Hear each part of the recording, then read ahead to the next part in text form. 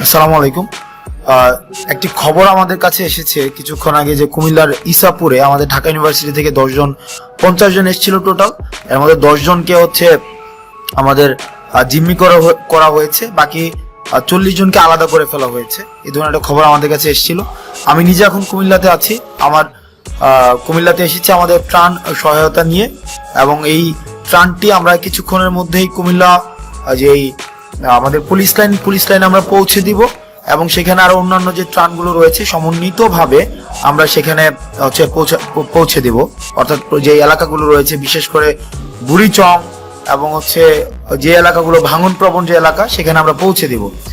এখন বিষয়টি হচ্ছে যে কুমিল্লার যে বিষয়টি দাঁড়িয়েছে, আমরা এখানে স্থানীয় যিনি এসপি রয়েছেন ওনার সাথে আমার ব্যক্তিগতভাবে কথা হয়েছে এবং ওসিকে সেখানে পাঠানো হয়েছে। সর্বশেষ খবর পাওয়া পর্যন্ত ওনারা যেটি জানিয়েছেন, এই খবরটি যার মাধ্যমে পেয়েছেন, যে নাম্বারটি দেওয়া আছে তাকে রিচ করা যায়নি। যে যার নাম্বার সাব্বির নামের একজনের নাম্বার দেওয়া হয়েছে, যে সাব্বিরের সাথে যোগাযোগ করতে বলা হয়েছে, কিন্তু সাব্বির নামের যেই ভদ্রলোক উনাকেও এখনো পর্যন্ত রিচ করা যায়নি। এবং এই খবরটি আসলে সত্যতা কতটুকু সেটি নিয়েও এখনো পর্যন্ত আমরা সন্দিহান। কারণ এসপি মহোদয় এবং ওসি নিজে গিয়েছেন, এখনো পর্যন্ত এই ধরনের কোনো খবর পাওয়া যায়নি। মানে এখনো পর্যন্ত এই ধরনের কোনো পাওয়া যায়নি। তো অনেকে ভাবছে হয়তো যে তাদেরকে ডাকাত সন্দেহে এলাকাবাসী হয়তো আটক করেছে। ওই যে 50 জন ওখানে রয়েছে, এইটি সত্যতা এখনো পর্যন্ত নিশ্চিত করা যায়নি। আমরা চেষ্টা করছি। আমরা এখনো পর্যন্ত আছি কুমিল্লাতে আজকে সারাদিন থাকবো, এবং আমরা এখানে যে প্রত্যন্ত এলাকায় প্রান্তিক পর্যায়ে যে ত্রাণ আজকে যেগুলো আমরা সংগ্রহ করেছি সেগুলো আমরা পৌঁছে দেওয়ার চেষ্টা করব।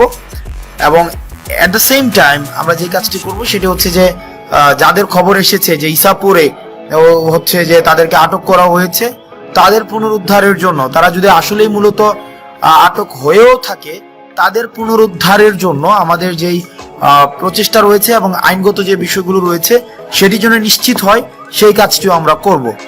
ঢাকা ইউনিভার্সিটির যারা রয়েছেন, আমার সহপাঠী থেকে শুরু করে সিনিয়র জুনিয়র, আপনারা বিভিন্নভাবে কনসার্ন জানাচ্ছেন। আজকে বেশ অনেকক্ষণ ধরে আমাকে বিভিন্নভাবে জানাচ্ছেন।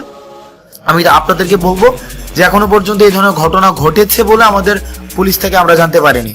দ্বিতীয় যে বিষয়টি সেটা হচ্ছে সাকিব, আমাদের ছোট ভাই সাকিব, মনোয়ার এবং যে আমাদের হোসাইন, এই 3 জন আমরা জানি যে ফেসিবাদ বিরোধী আন্দোলনের একদম শুরুর দিকে আমরা যখন আনুষ্ঠানিকভাবে এক দফা দেওয়ার পূর্বেই কিন্তু আমরা দেখেছি যে তাদের একটি মিছিল আমরা আমাদের জৌহল থেকে ওরা দিয়েছিল। ঢাকায় তখন লকডাউন, ঢাকায় এক ধরনের ব্ল্যাক আউট ছিল, আমরা ইন্টারনেট শাটডাউন দিয়ে দেওয়া হয়েছিল, আমাদের কারফিউ জারি করা হয়েছিল।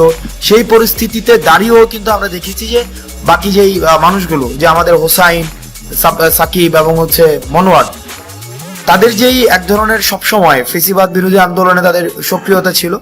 যখনই লক্ষ্মীপুরের বন্যার খবরটি আসে, আমরা তাদেরকে দেখেছি যে পরের দিনই তারা ঢাকা থেকে ছুটে গিয়েছে রিফাত রশিদ, বাকের, তারপরে আমাদের অন্যান্য আরো সমন্বয়কদের সাথে। দুঃখজনক বিষয় হচ্ছে যে তাদের সাথে গতকাল রাত থেকে এখনো পর্যন্ত কোনো ধরনের যোগাযোগ করা যায়নি তাদের সাথে।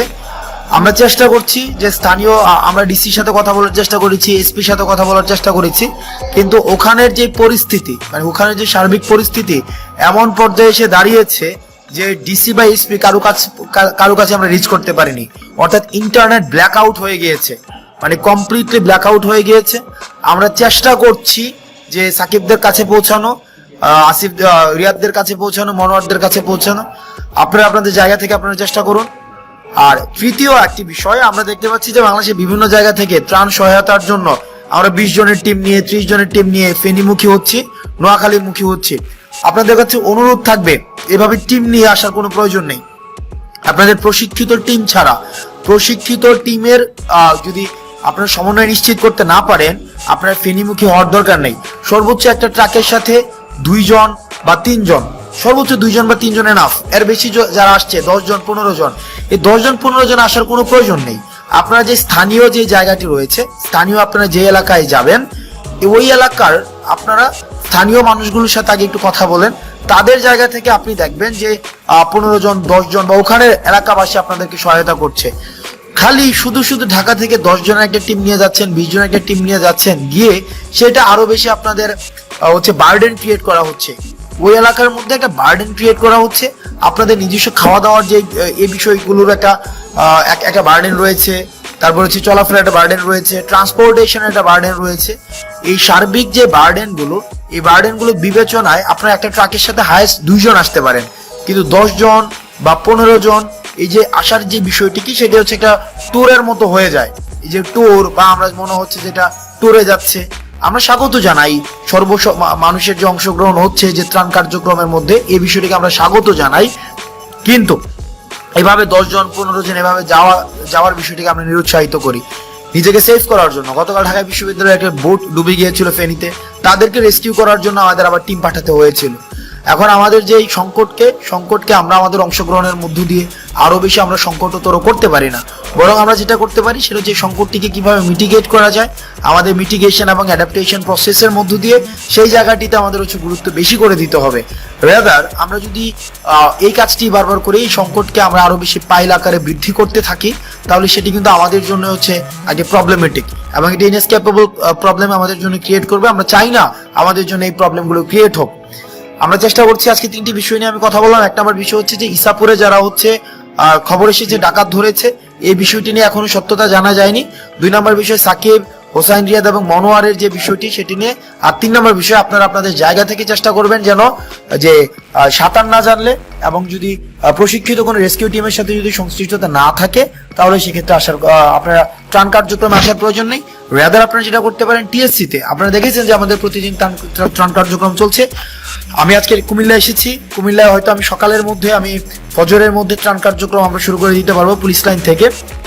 আবার 3টার দিকে ঢাকায় ব্যাক করে আবার আমরা ত্রাণ সংগ্রহ করব এবং ত্রাণগুলো বাংলাদেশের বিভিন্ন জায়গায় আমরা পৌঁছে দেওয়ার চেষ্টা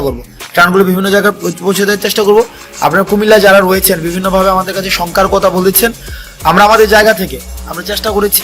এবং এটি যেহেতু এটা জাতীয় দুর্যোগ, এবং এই জাতীয় দুর্যোগে আমাদের জয়েন্ট কোলাবোরেটিভ ভেঞ্চার ছাড়া আমাদের কখনোই এই জাতীয় দুর্যোগ থেকে উত্তরণ সম্ভব নয়। আমাদের এই দুর্যোগটিকে আমরা একটি দেখছি যে এটা একটি ইন্টেনশনালি ভারত ওয়াটার গেটগুলোকে খুলে দিয়েছে, আমাদেরকে পূর্ব প্রস্তুতির কোনো সুযোগ দেয়নি। এটির মধ্য দিয়ে আমাদের ভারতের সাথে পরবর্তী যে সম্পর্কটি, সেই সম্পর্কটি একটি টেস্টিমোনিয়াল হিসেবে বিবেচিত হবে। আমরা বিবেচনা রাখতে চাই ভারত আমাদের সাথে এখন যেভাবে আচরণ করছে, ভবিষ্যতে আমরা ভারতের সাথে কিভাবে আচরণ করব, এই বিষয়টি টেস্টিমোনিয়াল হচ্ছে এখনের সিদ্ধান্ত। ভারতের সিদ্ধান্তটি নিয়ে নিল এবং তারা আমাদের সাথে প্রতিবেশী সুলভ আচরণ করেনি। যেহেতু কুমিল্লা একটি ভারতের বর্ডার ঘেঁষিত একটি এলাকা, বুড়িচং, বিশেষ করে বুড়িচং, ওদিক থেকে কসবা রয়েছে, ব্রাহ্মণবাড়িয়ার কসবা রয়েছে, আমরা চেষ্টা করছি যতটা সম্ভব আমাদের হচ্ছে এই সংকটগুলোকে কাটানো। আপনারা আপনাদের জায়গা থেকে আপনারা চেষ্টা করুন। আর দয়া করে গুজব ছড়াবেন না। এমনি জাতীয় সংকটটি নিয়ে আমাদের হচ্ছে বেশ কষ্ট করতে হচ্ছে। আপনারা আপনাদের জায়গা